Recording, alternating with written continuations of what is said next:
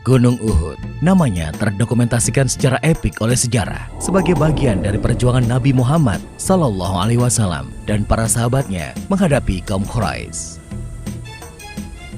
Bulan Syawal tahun ketiga Hijriah, gunung ini menjadi saksi bagaimana akhir dari sebuah perang bisa memberi pelajaran berharga bagi kaum muslimin.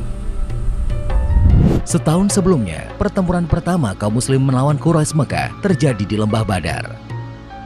Perang tersebut membuat Nabi Muhammad tidak hanya dikenal sebagai pemimpin agama, tetapi juga ahli strategi perang yang mumpuni. Abu Sufyan, salah satu pemimpin Quraisy Mekah, segera melakukan persiapan besar-besaran demi pembalasan. Tokoh Quraisy ini sangat terpukul atas kekalahan di Lembah Badar, sehingga melakukan persiapan yang benar-benar matang. Bukan hanya pasukan infanteri yang dipersiapkan, tetapi juga pasukan berkuda atau yang dikenal sebagai kavaleri. Sebanyak 3.000 infanteri dipersiapkan oleh Abu Sufyan. Sebagian dari pasukan infanteri tersebut dilengkapi dengan baju besi.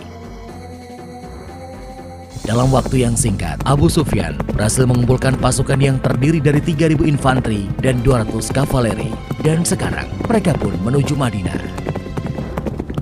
Bukan hanya pasukan yang besar dan bersenjata lengkap, Abu Sufyan juga membawa pakar strategi perang berpengalaman, Khalid bin Walid. Abu Sufyan tidak lupa membawa Hubal, berhala atau tuhan kaum Quraisy Mekah yang paling besar. Tidak ingin mengulangi kesalahan yang sama seperti di Perang Badar, kini pasukan Quraisy Mekah mengambil jalan di dekat sumber-sumber air. Mereka mengambil tempat perkemahan di Lembah Sabkhah, sebuah tempat yang memiliki 2 mata air. Sementara itu, Madinah dalam kondisi yang tenang, tidak ada aktivitas militer, karena penghuninya belum mengetahui bahaya yang sudah mendekat. Ketenangan itu berakhir ketika seseorang yang diutus paman Nabi, Abbas, datang membawa surat dari Mekah. Nabi dan para sahabat akhirnya menyadari bahwa bahaya telah sangat dekat. Nabi segera mengirim orang untuk mengintai gerak-gerik pasukan musuh yang berkemah di Lembah Sabkhah. Pada tanggal 6 Syawal tahun ketiga Hijriah, setelah memastikan keberadaan posisi musuh, Nabi Muhammad dengan para sahabatnya segera menyusun rencana menghadapi pasukan dari Mekah tersebut. Melihat kekuatan musuh yang lebih kuat dan terlatih daripada yang dihadapi dalam Perang Badar, Nabi Muhammad mengusulkan agar menunggu musuh masuk ke Madinah dan melawan mereka dengan cara perang kota. Cara ini akan membuat musuh terjebak dalam kelompok-kelompok kecil, sehingga lebih mudah dihadapi daripada melawan mereka di tempat terbuka. Namun, kaum muslim masih dihinggapi euforia dari kemenangan di Lembah Badar. Beberapa sahabat mengusulkan kepada Nabi agar menyambut musuh di luar kota Madinah.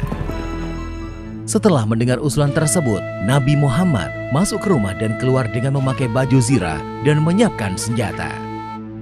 Melihat sikap Nabi, para sahabat terkejut. Mereka pun saling berbicara satu sama lainnya dan merasa telah membangkang terhadap perintah Nabi. Para sahabat kemudian meminta Hamzah menyampaikan bahwa mereka tunduk kepada segala keputusan Nabi.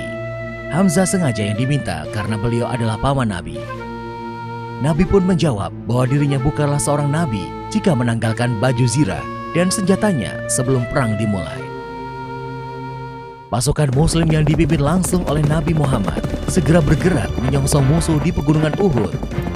Nabi Muhammad memimpin 1.000 infanteri dan 50 pemanah. Kekuatan yang sebenarnya masih jauh tidak sebanding untuk mengimbangi pasukan Abu Sufyan. Bergerak meninggalkan Madinah, pasukan muslim mulai dilanda perpecahan. Abdullah bin Ubay ibnu Salul dan 300 pasukannya memutuskan kembali ke Madinah. Dia beralasan karena musuh tidak kunjung dijumpai. Selain itu, dia menganggap melawan di dalam kota lebih baik daripada di tempat terbuka. Dengan perginya Abdullah bin Ubay ibnu Salul dan 300 prajuritnya, maka kekuatan infanteri pasukan muslim tinggal 700 orang. Situasi ini semakin mengkhawatirkan, mengingat ada 3.000 infanteri yang akan mereka hadapi.